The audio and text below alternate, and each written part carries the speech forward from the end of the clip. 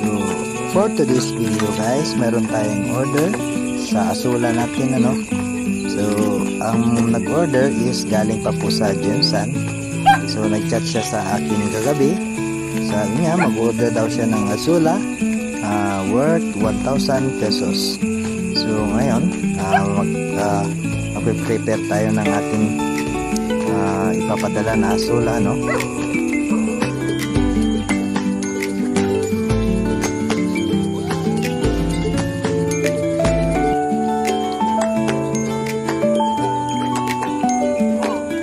So ang presyo po pala natin sa ating asula, no, sa isang tube natin, sa isang pack, bali 500 ml po ito, ano, tag 70 pesos ang bigay natin.